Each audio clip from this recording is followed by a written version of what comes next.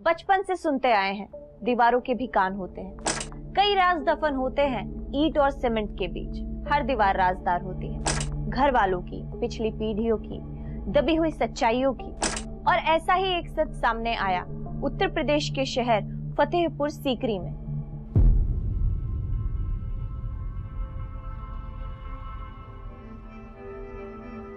काम तो अब भी आधा पड़ा हुआ बंसी जी।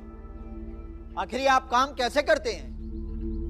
भैया जी टाइम से हो जाएगा, आप चिंता ना करें। वैसे एक बात पूछे, आप बेचने की सोच रहे हैं क्या? सवाल पूछने के लिए इसी दिन का वेट कर रहे थे क्या कि कब दादाजी मरे और कब तुम खरीदो? जी नहीं, मेरी कहाँ औकात। वो तो आप लोग यहाँ रहते नहीं ना, तो पारस जी ही रहते थे।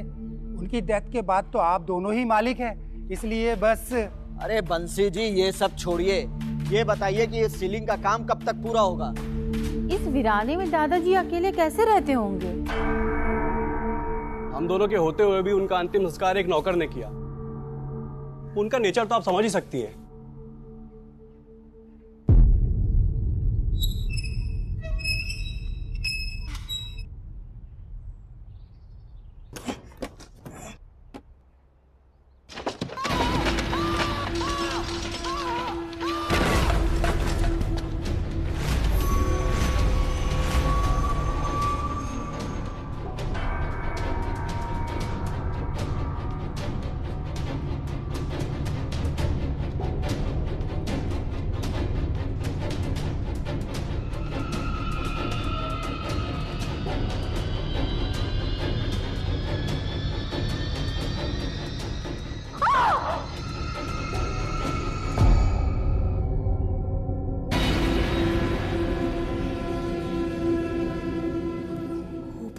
ऊपर से गिरा।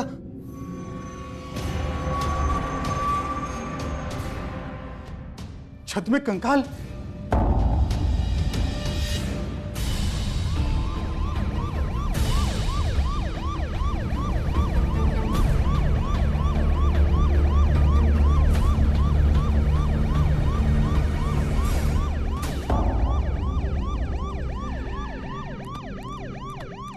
क्या भीड़ लगा रखी है? चलो। फोन किसने किया था? सर मैंने किया था। कहाँ है कंकाल? सर ऊपर। चलो।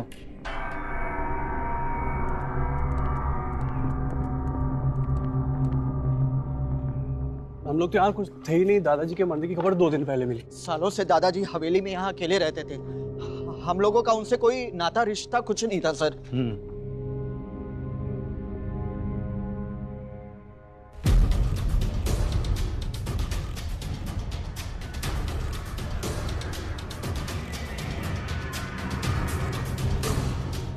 यहाँ पे गिरा है। तुम्हारे दादाजी यहाँ अकेले रहते थे? सर दादाजी ना खबर लेते थे और ना ही देते थे, और आज तक कभी उनसे हम लोगों का कोई संपर्क भी नहीं रहा। सर अगर कोई संपर्क करना चाहे भी तो नहीं कर सकते थे। आप चाहे तो यहाँ पे खड़े लोगों से ही पूछ सकते हैं। सर हम लोग तो सालों साल से यहाँ पे नहीं आए। सर नौकर भी भाग गया। अगर होता तो अभी सारा सच सामने आ जाता। 2 फीमेल और 1 मेल। आपको कैसे पता सर? ऋषिका गौर से देखो इन दोनों कंकालों को। इन दोनों के कूलों की हड्डी चौड़ी है, इसका मतलब फीमेल है। और ये मेल टांग में रॉड।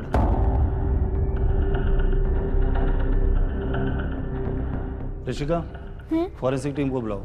जी सर। 3 बॉडीज, 2 फीमेल और 1 मेल। मेल की टांग में रॉड। कहाँ सुना है मैंने ये? सर कुछ मिला है सर।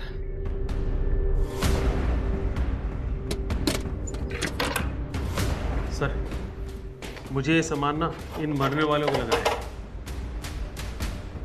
ज्वेलरी, 3 लाशें, वो भी इतनी ऊपर, लेकिन आई कैसे? मुझे क्या पता, दादाजी से पूछ लो, कॉल कर लो। अनिरुद्ध जी सर। पिछले 5-6 साल के केस निकालो मिसिंग फैमिलीज के। Missing families? तो इतनी जल्दी में क्यों रहते हैं अनिरुद्ध?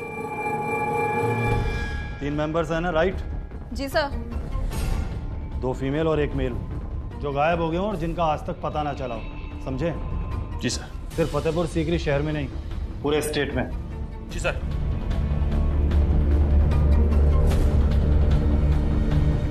हो सकता है मैं गलत हूँ, लेकिन मुझे लग रहा है ये वही केस है जो कुछ साल पहले न्यूज़ हेडलाइंस थी।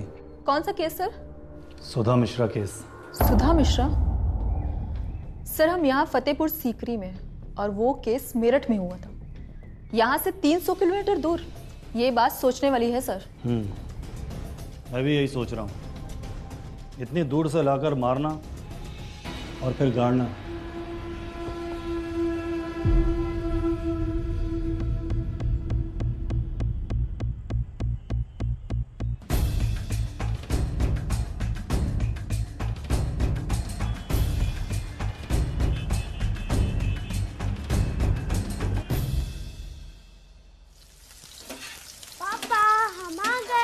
अरे चलो चलो हाथ पैर धो लो, खाना खाते हैं अपन। आ जाओ। पापा हम सब जब बाहर जाते हैं तब सब मम्मी को ही क्यों घूरते रहते हैं? तो तुम्हारा मम्मी बहुत सुंदर है ना, इसलिए। जाओ हाथ पैर धो, खाना खाएंगे। चलो हाथ पैर धो लो, खाना खाते हैं।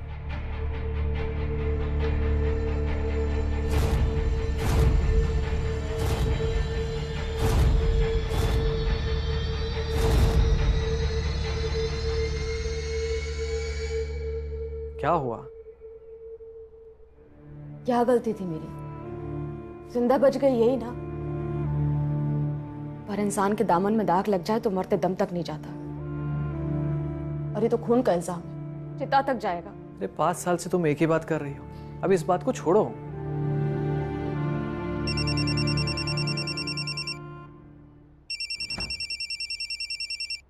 नैतिक? हाँ नैतिक। क्या?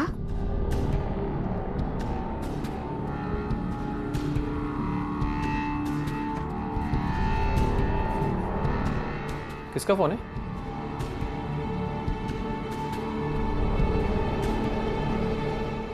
क्या हुआ?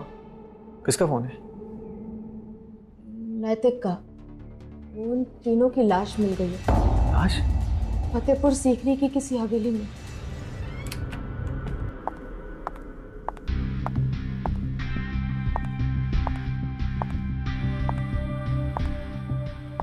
डर गए?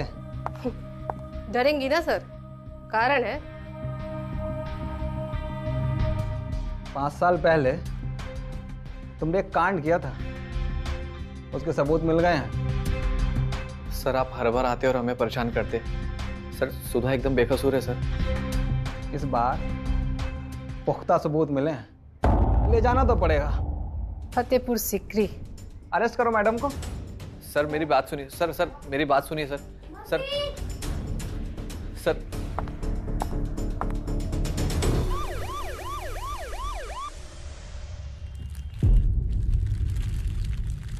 सुधा मिश्रा नाम सुना है? नहीं सर। पेपर पढ़ते तो पता चलता। सर सुधा मिश्रा फतेहपुर सीकरी के लिए निकल चुकी है, मेरठ की टीम उसको लेकर आती ही होगी। गुड।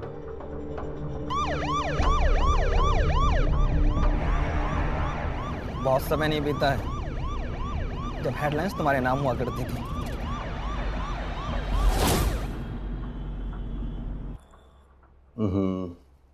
उड़गी चाय बहुत अच्छी है। देखो कागज तो मैंने तैयार करा लिए हैं, और एक बात पक्की है, इसमें वक्त लगने वाला है और इसमें खर्च भी काफी होगा। पर आप देखो ना, हमारे हालात तो ठीक नहीं है, पैसे भी नहीं है। आप तो हमारे पास कैसे होगा सब कुछ? मैं देख ही रहे हैं आप। जी आपकी हालत देख के तो मैंने पहले ही अपनी फीस कम की हुई है, और ये तो तुम भी जानते हो, कोर्ट कचहरी में खर्च तो होगा ही। वकील साहब कितना समय लग जाएगा इन सब में? देखो जी, इसमें 1-2 साल तो लगने वाला ही है, और ये बात तुम बखूबी जानते हो। बाकी देखते हैं क्या होता है। जी नमस्ते।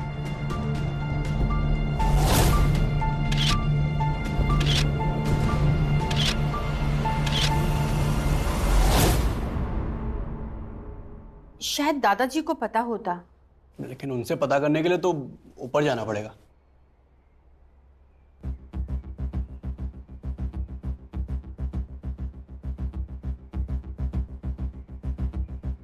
पाँच साल पहले एक ही परिवार के 3 लोग, मिडिल एज्ड मैन अमर मिश्रा, उसकी वाइफ सरिता मिश्रा और उनकी बेटी 17 साल की अर्पिता मिश्रा 21 अक्टूबर 2016 को मेरठ से अपने घर से गायब हो गए थे। वो भी परिवार की बड़ी बेटी सुधा मिश्रा के होते हुए। कोई इतनी दूर लाश को ठिकाने लगाने के लिए क्यों आएगा सर? रिश्का इस बात का जवाब सुधा मिश्रा के यहाँ आने के बाद और इन 3 बॉडीज के शिनाख्त के बाद ही मिलेगा कि कोई कैसे इतनी दूर 3 डेड बॉडीज को ला सकता है। उस बार तो कोर्ट में एविडेंस न मिलने की वजह से अरेस्ट होने के बाद भी बच गई थी, लेकिन इस बार एविडेंस मिल चुका है। तो भला इसी में है कि साफ साफ बता दो क्यों किया और कैसे।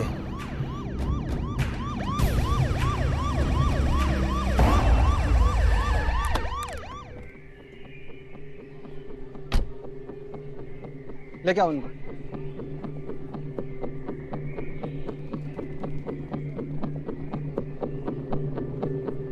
सर मुझे लगता है कि इसी से पता चलेगा।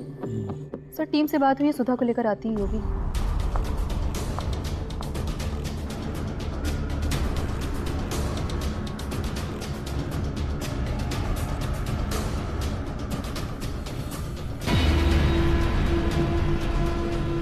ये सब क्या है? ये तो तुम बताओगी। मतलब? नहीं नहीं, आप लोग गलत समझ रहे हैं। आप किसी को झूठ मान के मेरे माँ बाप बना रहे हैं, ये नहीं हो सकता। अच्छा, मतलब हम झूठ बोल रहे हैं? देखो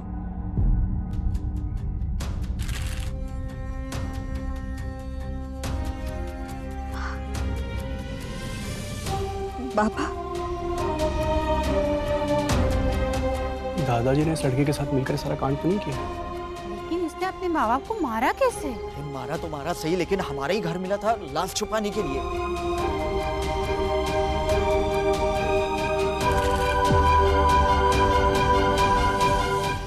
अब तो बता दो कि इतना बड़ा काम तुमने किया कैसे? देखो, अपनाने में ही तुम्हारी समझदारी और भलाई है। हमें ये हवेली सील करनी है। आप निकलिए यहाँ से। ठीक है सर, ठीक। लेकर चलो इसे।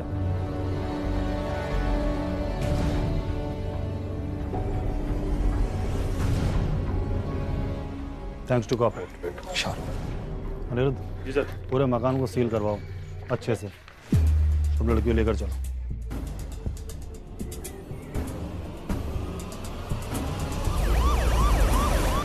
सुधा को देखते हुए उसे अपराधी मानने का मन तो नहीं करता, मगर सारी उंगलियां सुधा की ओर इशारा कर रही हैं। फिर भी यही सवाल उठता है कि ये कैसे मुमकिन है। एक अकेली महिला मेरठ से 270 किलोमीटर दूर फतेहपुर सिकरी के इतनी बड़ी हवेली में एक नहीं बल्कि 3 लाशों को दफन कराई, वो भी जमीन पर नहीं, छत में। एक ऐसी हवेली जहां लगभग कई सालों से रंग रोगन या कोई भी मरम्मत का काम नहीं हुआ। और इन सब में सबसे ज्यादा हैरान करने वाली बात यह है कि अपने ही परिवार के 3 सदस्यों को मारकर इतनी दूर दफन करने के पीछे क्या वजह रही होगी। नामुमकिन सा दिखने वाला ये सच अपने भीतर कोई गहरा राज छुपाए है, जिसकी असलियत सिर्फ सुधा ही बता सकती है। हालांकि ये सवाल उठता है, क्या ये किसी एक अकेले इंसान के हाथों मुमकिन है, और अगर है तो कैसे?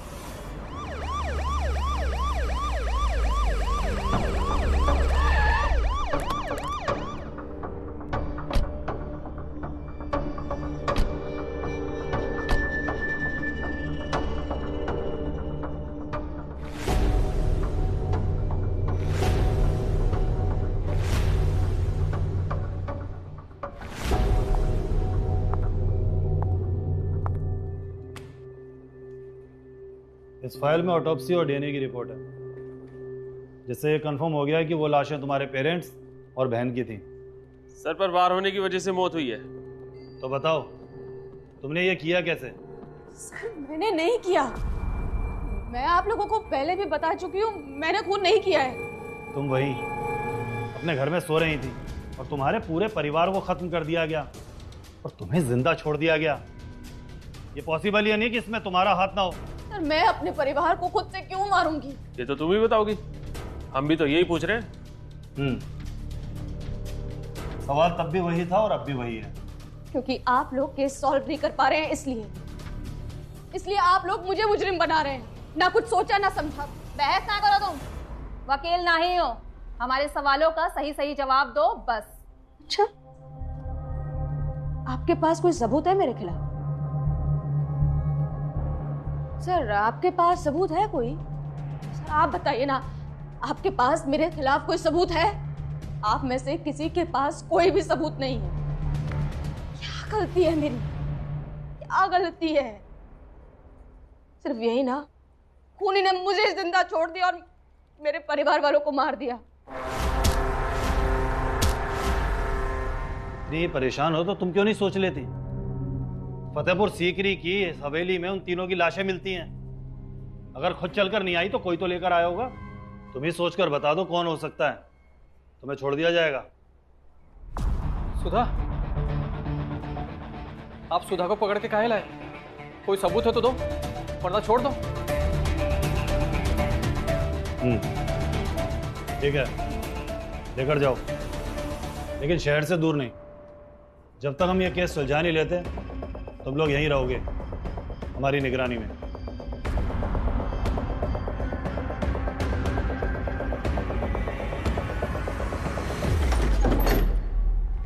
मम्मी कैसा है तू? बढ़िया एकदम। तू कैसे आया? आने दिया माँ बाबा ने तुझे? तुमको बता के नहीं आया हूँ। फिर ये सब छोड़ो, आराम से बैठकर बात करो, मैं फ्रेश होके आता हूँ। आप ही गुनहगार हैं उनकी नजरों में आज भी। उनको पता चलता तो आने थोड़ी ना देते वो। तो फिर तू आया क्यों? बहुत दिन से आपको देखा नहीं था। केस के सिलसिले में आप यहाँ आई हैं, पता चला तो मिलने आ गया। आप परेशान मत होइए, सब ठीक हो जाएगा। तू जा, माँ बाबा यूं ही परेशान होते होंगे तेरे लिए। चलते हैं जीजा जी। इतनी जल्दी? चलते हैं। चलो, अपना ख्याल रखना।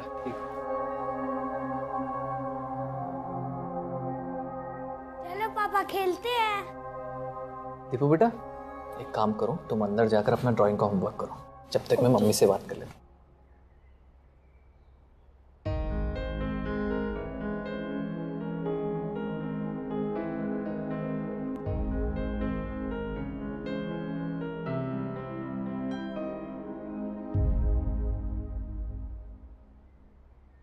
क्या हुआ?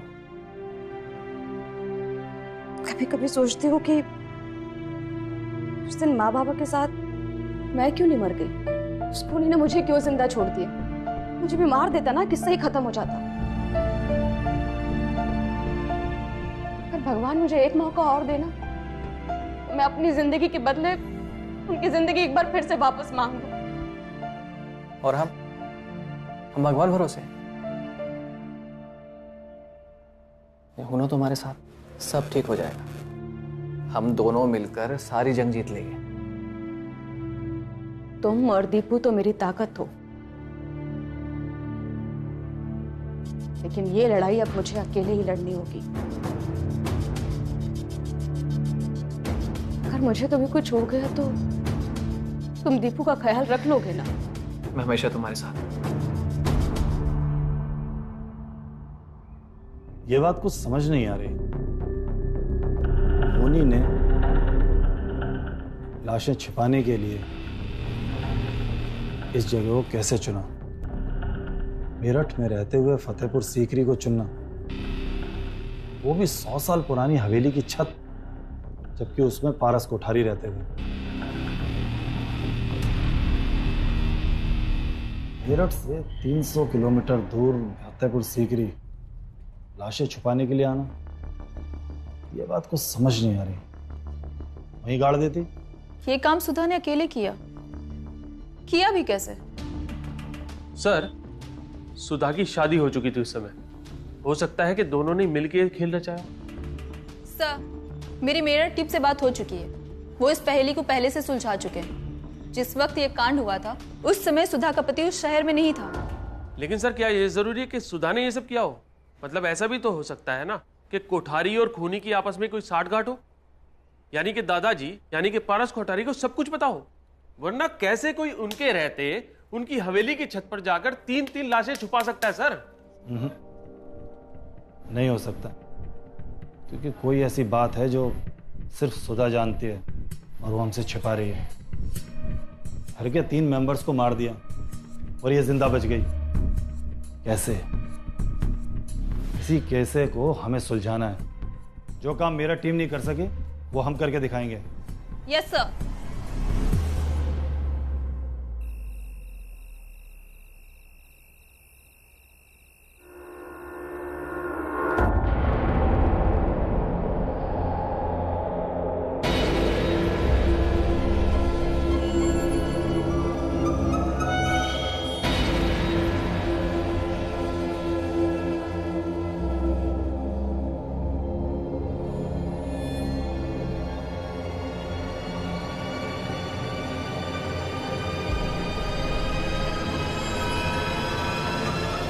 कौन है?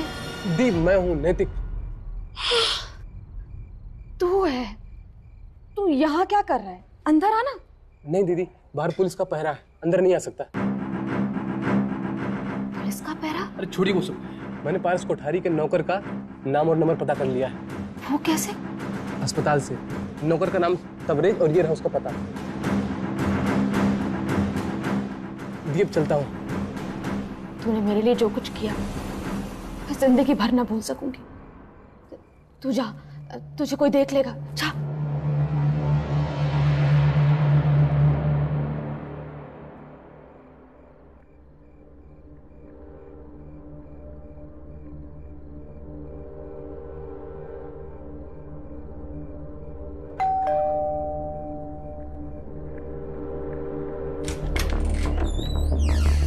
अनिरुद्ध, तुम? Yes sir. अंदर आओ। इस वक्त? सर वक्त की खबर किसे है सर? कभी तो पेशेंस रख लिया करो यार। सर बात ही कुछ ऐसी थी, इसलिए आया सर। सर वरना नींद तो मुझे वैसे भी नहीं आएगी। कहो। सर ये फोटोग्राफ देखिए आप, देखिए सर। मुद्दे की बात करो अनिरुद्ध, कितनी बार देख चुका हूं ये फोटो में। सर गौर से देखिए सर, दोनों सीलिंग में फर्क है सर। देखिए सर, सर ये वाली जो सीलिंग है ये पहले वाली सीलिंग है और ये वाली जो सीलिंग है ये नई वाली है। कैसे?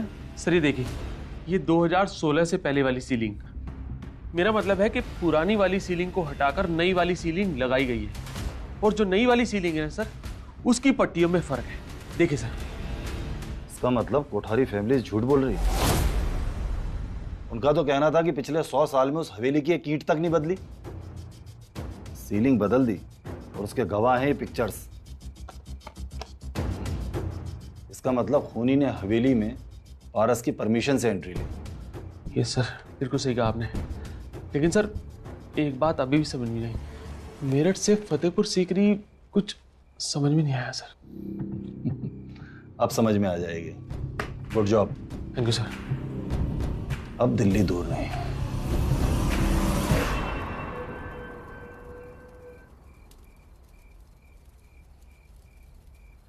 आप लोगों ने कुछ खाया? अगर भूख लगे तो मैं कुछ लाके दूं अंदर से।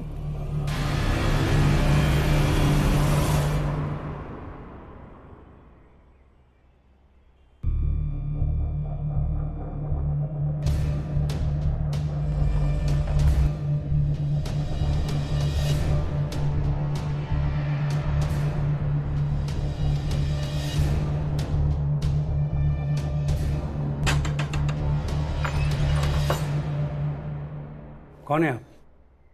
आप तबरेज है ना? हाँ तबरेज। तो तुमने पारस कोठारी के साथ मिलकर 3 लाशों को वहां सीलिंग पर दफनाया था, है ना? सच सच बोलो, वो तुम ही हो ना? तुमने पारस कोठारी के साथ मिलकर उन लाशों को दफनाया ना? बोलो। मैडम मेरा उससे कोई वास्ता नहीं। मुझे तो ये भी नहीं मालूम कि लाशें ऊपर छत पे थी। हाँ इतना जरूर जानता हूँ कि मालिक के वक्त में छत की बदली हुई थी और उसमें दीमक लग गया था। अब किसने बदली किया, कब बदली किया, ये तो मालिक ही बता सकते थे। और उन्होंने किसी को कुछ बताया भी नहीं। उन लाशों के बारे में मुझे कुछ नहीं मालूम है। वो किसी से कुछ नहीं बताते थे। मालिक की मौत के बाद मैंने वो घर छोड़ दिया हमेशा के लिए।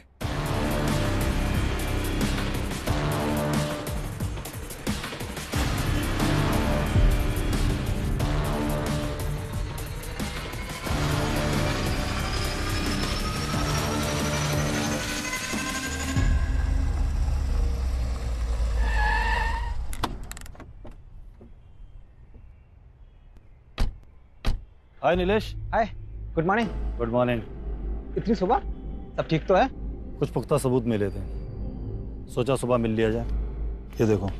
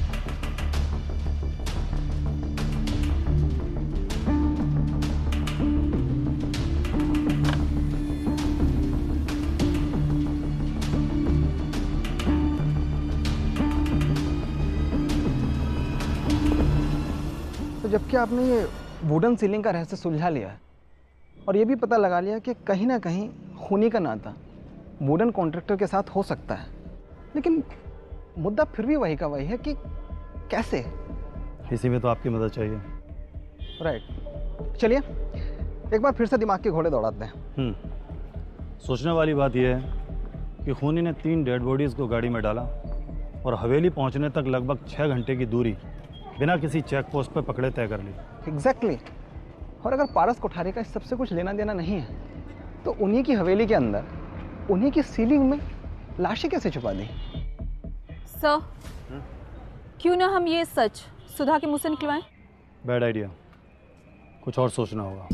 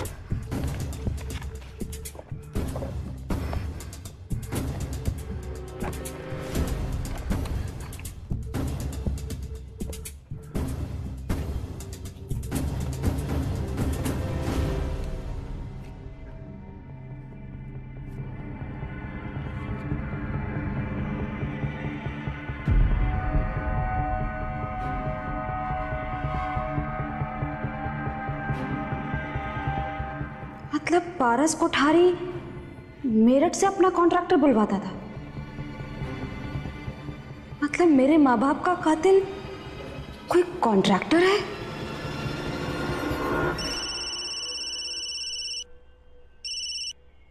सर जी, सुधा भाग गई। पति और बच्चे को यहीं छोड़ के निकल ली सर जी। सुधा भाग गई? तुम लोग क्या कर रहे थे? सो रहे थे? ना सर जी, हम तो चौकन्ने थे। दिख रहा है कितने चौकन्ने थे। रखो फोन। सुधा भाग गई। What? फोन ट्रैक करो उसका जल्दी। जी सर। देख, मैं ना मेरठ जा रही हूँ। तू भाग गई? अब पुलिस आपको छोड़ेगी नहीं। पकड़ेगी तब छोड़ेगी ना। तू दीपू और उदय का ख्याल रखना, ठीक है? पर मेरठ, वहाँ तो और खतरा है। देख, खतरा तो हर जगह पे है। मेरठ और फतेहपुर सीकरी दोनों जगह की पुलिस में तो मुजरिम बनाने पे तुली हुई है, पर मैं ऐसा होने नहीं दूंगी। तू बहुत बड़ा खतरा मोल ले रही है। ठीक है, टेक केयर।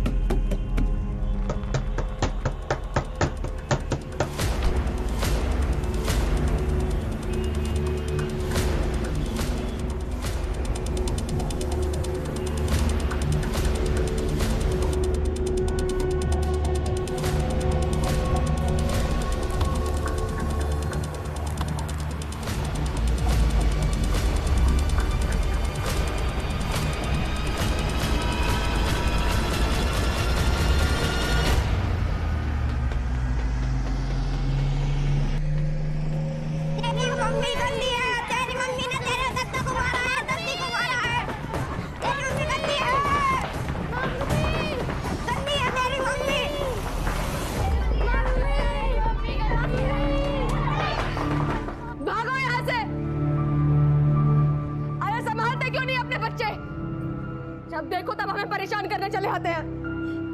तुझे क्या हुआ दीपू? तू रो नहीं, क्या हुआ? वो ऐसे चिढ़ा रहा, बोल रहे तेरी मम्मी गंदी। रोज रोज इनका यही ड्रामा है। नहीं बेटा, रोते नहीं है। दीपू की मम्मी है ना दीपू के पास।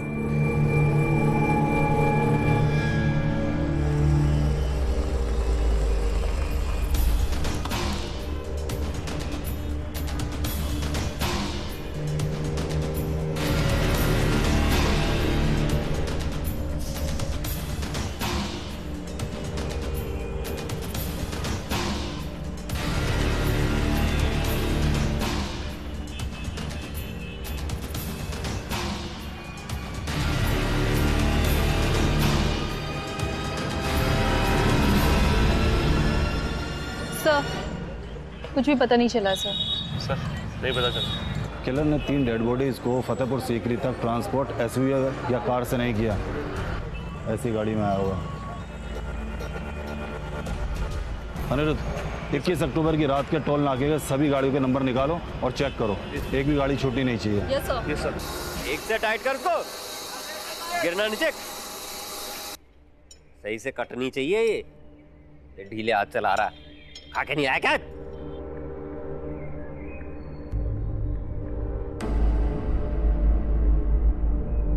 क्या हुआ मैडम? जी, ये आप ही के यहाँ का बिल है ना? हाँ, बिल तो हमारे यहाँ का ही है। 20/10/2016 फतेहपुर सीकरी गई थी लकड़ियाँ। आप बता सकते हैं कि कौन लेके गया था ये? अरे इसमें कौन बड़ी बात है, अभी बता देते हैं। टोनी, वो अरे वो खड़ा हो ना जो काम कर रहा है वो। टोनी? हाँ, अरे टोनी, तेरे से मैडम मिलने आई कोई? तो तुम हो टोनी ना? आज से 5 साल पहले तूने एक परिवार के 3 लोगों का मर्डर किया और उन्हें फतेहपुर सीकरी की हवेली में दफना दिया। अब सच सच बोल कि तूने कैसे किया?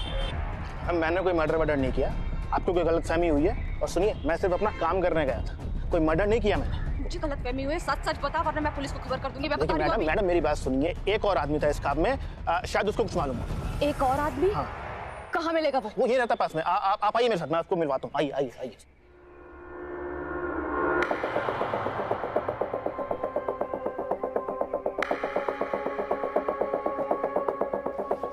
ये सब तो सुनसाने कहाँ लेके आया तू मुझे? अरे मैडम आइए, वहीं चल रहे हैं उसके पास। तू कोई चालाकी तो नहीं कर रहा है ना मेरे साथ? अरे मैडम वहीं चल रहे हैं उसके पास, बैठ जाइए आप।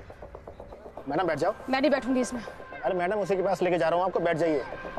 तू चालाकी कर रहा है ना मेरे साथ कोई? मैडम आप बैठ जाइए प्लीज। मैं नहीं बैठूंगी, मैं तुझे कह रही हूँ। बैठ।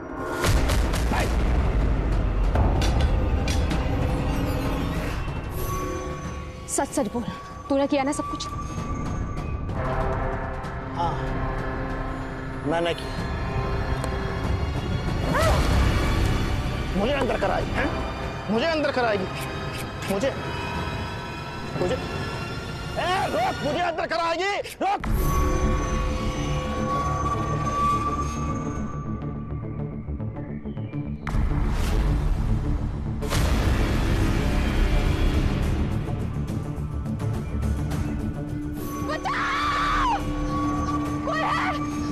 कोई है?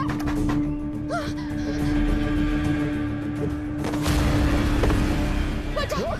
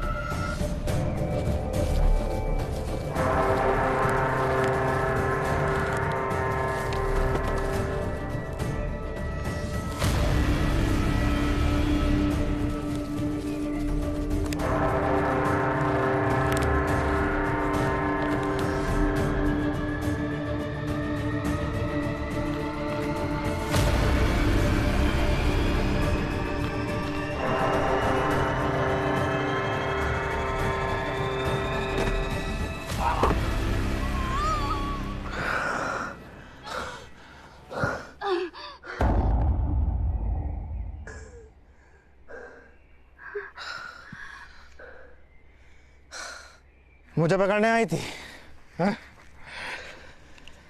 खुद को तो बचा ले पहले। आ जा, बचा बचा।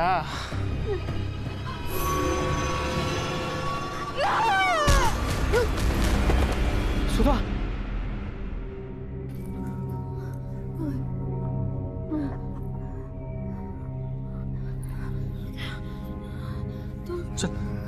चल अस्पताल चल पहले। तुम यहाँ कैसे आए? मुझे नैतिक ने बताया कि तू सीलिंग सप्लाई करने वाले कॉन्ट्रैक्टर से मिलने जा रही हो। पर मैंने तो उसे सिर्फ इतना बताया कि मैं मेरठ जा रही हूँ। देख, मैं ना मेरठ जा रही हूँ। अब पुलिस आपको छोड़ेगी नहीं। पकड़ेगी तब छोड़ेगी ना। तू ये सब छोड़ ना, तू हॉस्पिटल चल। क्या छुपा रहे हो मुझसे? तुझे क्या क्या मालूम है? सुधा तो कैसी बात कर रही है? तू चल। तुम्हें कितना मालूम है ये बताओ। सुधा, बोलो क्या जानते हो तुम? बोलो ना, तुम्हें क्या पता है? मेरे सवालों का जवाब दो ना। क्या जानते? आप भी मुझको ये परेशान करते थे। मेरे सवालों का जवाब दो ना। क्या जानते? आप भी मुझको ये परेशान करते थे, इसी तरह से सवाल करते थे। तो फिर तुमने क्या किया? जैसे कि तू आज कर रही है। क्या किया तुमने? और कोई इशारा नहीं था। सुधा, बहुत पछतावा है मुझे।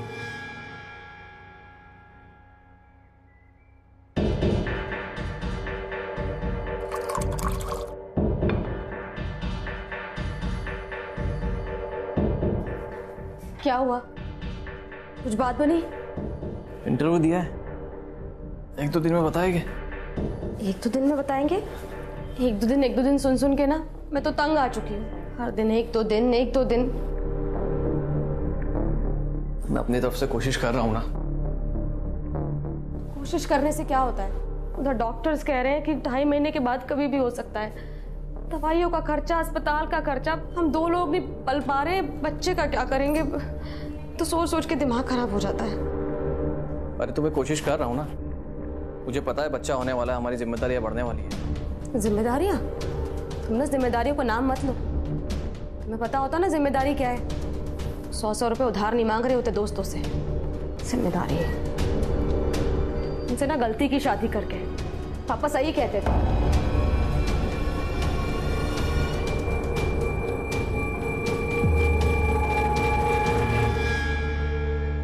हेलो बाबा। पापा, मैं घर वापस आना चाह रही थी। तू मेरी बेटी को भगा के लेके गया ना? पापा जी, जो कुछ भी हुआ उसके लिए मैं आपसे माफी चाहता हूँ, लेकिन सुधा को आप ऐसे नहीं रख सकते। मुझे उससे मिलना बहुत जरूरी है। ऊपर से वो प्रेग्नेंट भी है। निकल यहाँ से। 3 लोगों का मर्डर करना है। मर्डर? तो भाई पागल है क्या? मैं ये सब नहीं करता, पुलिस पकड़ लेगी। 1 लाख दूंगा। 1 लाख?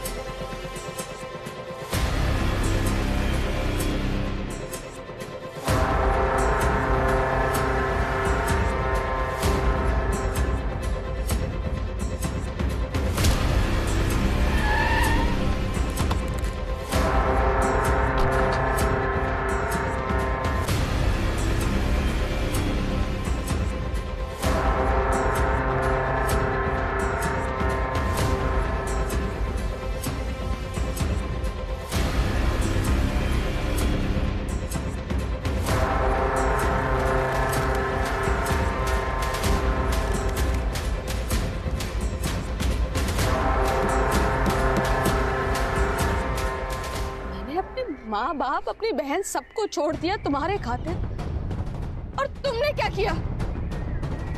अरे मैं मना लेती ना उन्हें, ये सब करने की क्या जरूरत थी? देख सुधा, मैं तुझसे बहुत प्यार करता हूँ, तेरे बिना नहीं रह सकता। दूर हटो, तुम खूनी हो। प्यार नहीं कहते इसे, तुमने धोखा दिया है मुझे, धोखा। खून तुमने किया और उसका इल्जाम मुझ पर लगा। मैं तुम्हारे साथ नहीं रह सकती। सुधा, दूर रहो मुझसे। देख, मैं सब ठीक कर दूंगा, हम यहाँ से बहुत दूर चले जाएंगे, कोई हमें नहीं पकड़ पाएगा। और हमारा दीपू, दीपू का क्या होगा? सर, यही लोकेशन है।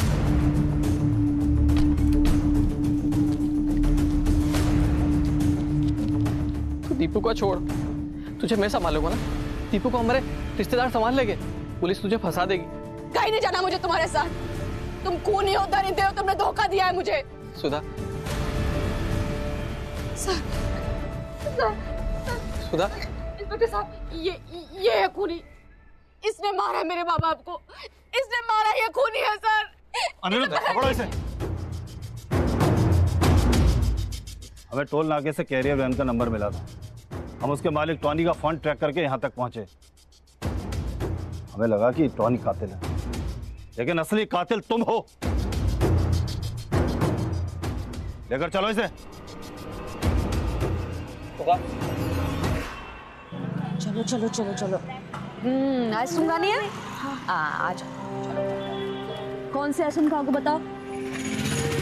ये वाली। हाँ जी, आइसक्रीम दे दीजिए।